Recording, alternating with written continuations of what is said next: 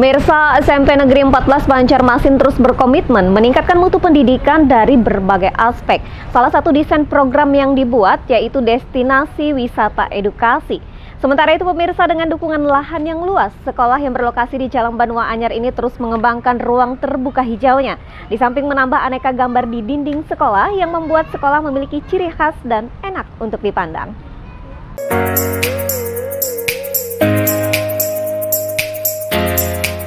Seiring meningkatnya minat masyarakat masuk ke SMP Negeri 14 Banjarmasin, membuat pihak sekolah terus melakukan inovasi pembelajaran agar anak betah belajar di lingkungan sekolah, salah satunya dengan melakukan terobosan dengan desain program destinasi wisata edukasi.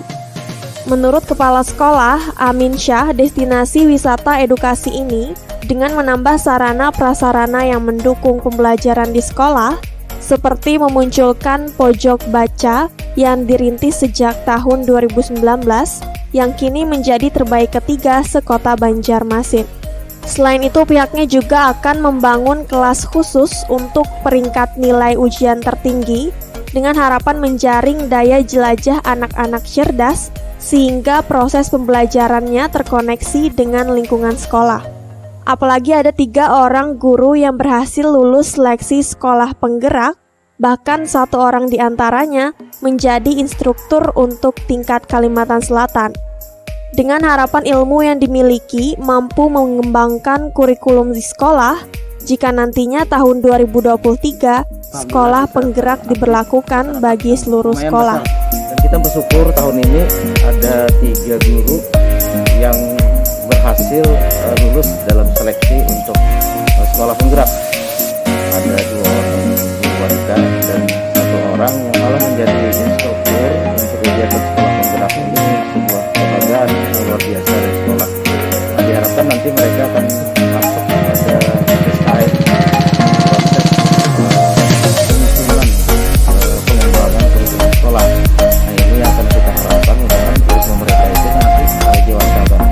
Jadi 2023 kalau sekolah penggerak itu diberlakukan kepada semua sekolah, mudah-mudahan dengan daya dukung lahan yang cukup luas, para kurikulum edukatif akan bisa nyaman untuk mereka. Dengan dukungan lahan yang luas, sekolah yang berlokasi di Jalan Banua Anyar ini terus mengembangkan ruang terbuka hijaunya, di samping menambah aneka gambar di dinding sekolah yang membuat sekolah memiliki ciri khas dan enak untuk dipandang.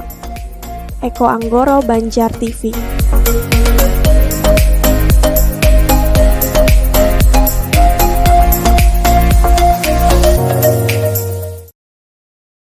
Selanjutnya pemirsa, guna ikut serta mensukseskan TNI Manunggal membangun desa ke-111 di Kabupaten Tapin yang dilaksanakan Kodim 1010 Rantau, Dinas Perpustakaan dan Kearsipan Provinsi Kalsel menerjunkan tim perpustakaan keliling guna meningkatkan literasi di wilayah pelosok.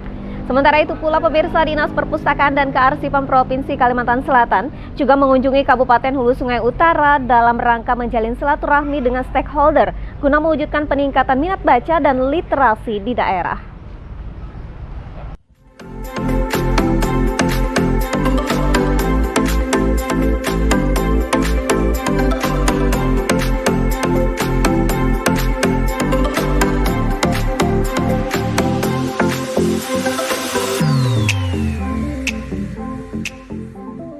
Gelaran TNI Membangun Desa TMMD ke-111 di Desa Suato Lama, Kecamatan Salambabaris, Kabupaten Tapin, Dinas Perpustakaan dan Kearsipan Provinsi Kalimantan Selatan bersinergi dengan Kodim menerjunkan 1 unit mobil perpustakaan keliling. Ini merupakan upaya yang terus gencar dilakukan Dispersif Kalsel dalam meningkatkan pemahaman mengenai literasi dan minat baca di wilayah pelosok, khususnya di wilayah pedesaan, dalam mewujudkan visi misi pemerintah provinsi, yakni Kalsel Cerdas. Dalam kegiatan ini, tim Pusling mengajak anak-anak untuk senam bersama serta membaca buku bersama agar nantinya anak-anak ini mempunyai minat dan kegemaran membaca buku sejak usia dini. Menurut Pasipers Kodim 1010 Rantau, Kapten Infanteri Syafri Amrullah, pihaknya mengapresiasi kehadiran Dispersif Kalsel dan berharap kegiatan ini dapat berlanjut dan berkesinambungan.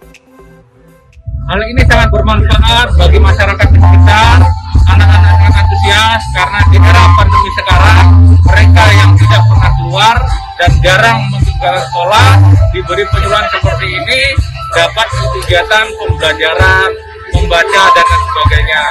Sekali lagi kami dari Kodim 10 Tapin mengucapkan banyak terima kasih dan kami berharap ke depannya kegiatan tetap berlanjut dan berkesinambungan agar masyarakat di pedesaan bisa menikmati dan dapat mengerti ilmu dan perkembangan teknologi yang sedang berlangsung sekarang.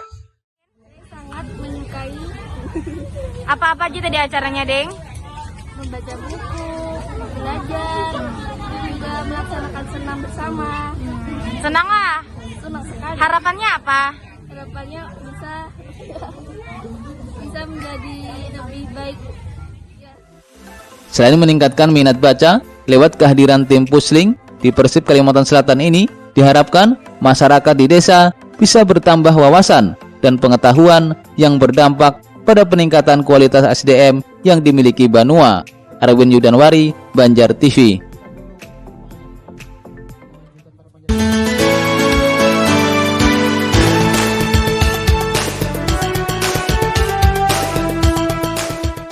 Kepala Dispersip Kalimantan Selatan, Bunda Nunung, mengunjungi dan bersilaturahmi dengan Bupati Hulu Sungai Utara, Haji Abdul Wahid, dalam rangka bagian strategi merangkul stakeholder yang ada di Kabupaten Hulu Sungai Utara.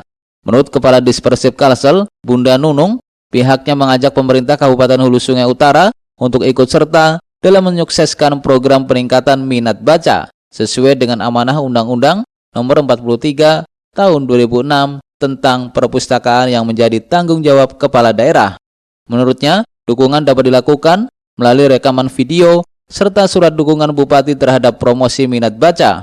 Diharapkan dapat semakin meningkatkan indeks pembangunan literasi masyarakat di Kalimantan Selatan.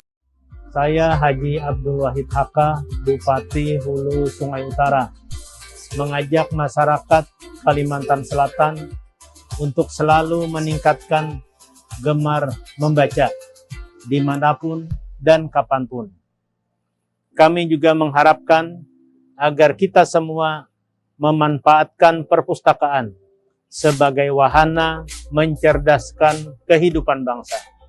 Dan saat ini banyak perpustakaan yang ada di kota-kota menjadi objek wisata literasi keluarga, sehingga menyenangkan bagi masyarakat sambil mencari menambah ilmu pengetahuan. Salam literasi. HSU mantap. Dalam kesempatan tersebut, Bunda Nunung juga menyempatkan diri mengunjungi Masjid Jami Sungai Banar yang merupakan salah satu masjid tertua di Kalimantan Selatan. Selain itu, Bunda Nunung juga memberi kesempatan untuk memegang tongkat pusaka peninggalan leluhur yang ada di masjid bersejarah ini yang tertulis pada buku karya penulis lokal Ahmad Baji yang turut diterbitkan Dispersip Kalimantan Selatan. Arwin Yudanwari, Banjar TV. Ya pemirsa, kita beralih ke informasi lainnya. Kali ini Dinas Pertanian Kabupaten Balangan salurkan bantuan benih padi sawah untuk lahan pertanian yang terdampak banjir pada awal tahun 2021 yang tersebar di 4 kecamatan. Selain itu pula pemirsa juga bekerja sama dengan Dinas PUPR dan mulai mendata setiap kelompok tani yang memerlukan perbaikan tata kelola air guna mengantisipasi atau mengurangi imbas jika kembali terjadi banjir. Bencana banjir di Kabupaten Balangan pada awal tahun ini berdasarkan data Dinas Pertanian setempat, lebih dari 500 hektar lahan pertanian padi masyarakat terkena dampaknya. Kepala Seksi Produksi Tanaman Pangan pada Dinas Pertanian Kabupaten Balangan, Happy Andriani mengungkapkan, dari 566 hektar lahan pertanian yang terdampak, diantaranya 88 hektar rusak berat, yang tersebar di 4 kecamatan, yakni Halong, Juwai, Awayan, dan Lampihong yang menjadi langganan banjir. Kecamatan Lampihong menjadi salah satu wilayah terdampak banjir terluas dengan total 346 hektar lahan padi warga. Pasalnya Kecamatan Lampihong termasuk dataran rendah. Pasca banjir lalu, pihak Dinas Pertanian Balangan telah menyalurkan bantuan benih padi sawah untuk 200 hektar yang diperuntukkan bagi Kecamatan Lampihong. berasal dari dana APBD 2 terkait cadangan benih daerah 75 hektar dan dari Provinsi APBD 1 sebanyak 200 hektar. Semua insya Allah tercover, walaupun secara luasan memang tidak seluruhnya, tapi kan karena ada bantuan seberapapun itu, mudah-mudahan itu dapat dimanfaatkan kembali oleh petaninya. Bantuan itu kira-kira berasal dari mana, apakah APBD atau APBN? APBD 2 kita ada cadangan benih daerah alokasi 2021 ini ada 75 hektar, jadi itu yang mengcover banjir yang luas tadi. Terus kemudian dari provinsi APBD 1 ada 200 hektar. Itu bantuannya berupa benih, betul? Ya, bantuannya berupa benih, mengganti benih yang rusak. Ditambahkannya bagi petani perseorangan diminta agar bergabung dengan kelompok tani supaya dapat mengikuti penyuluhan, bahkan lebih mudah untuk mendapatkan bantuan serta lebih cepat dalam hal penanganannya. Muhammad Yasir Balangan untuk Banjar TV.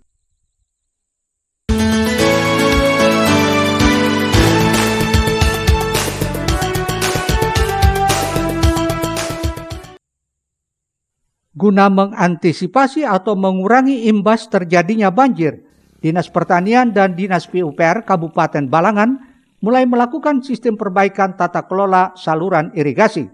Saat ini pihak Dinas Pertanian memang bekerja sama dengan Dinas PUPR Kabupaten Balangan mulai mendata kelompok tani yang memerlukan perbaikan tata kelola air. Dengan cara itu paling tidak nantinya bisa mengurangi dampak banjir yang akan timbul. Memberikan teknologi atau apa di bidang pertanian? Saat ini Dinas Pertanian memang bekerja sama dengan Dinas PU. Saat ini kita mendata kelompok tani yang memang memerlukan perbaikan tata kelola air. Paling tidak itu nantinya bisa mengurangi kalau mencegah banjir kan ini namanya bencana, kita tidak bisa, paling tidak bisa mengurangi dampak banjir yang akan timbul. Jadi ada perbaikan tata kelola air di mana kita Dinas Pertanian diminta data-data luasan kelompok tani yang memerlukan perbaikan saluran-saluran air. Demikian. Untuk tahun ini masih dilakukan koordinasi serta mengumpulkan data kelompok tani yang memerlukan perbaikan tata kelola air dan sudah diserahkan ke Dinas PUPR. Untuk selanjutnya akan dilakukan survei ke lapangan. Apakah bisa langsung dilakukan perbaikan atau masih memerlukan pengkajian selanjutnya?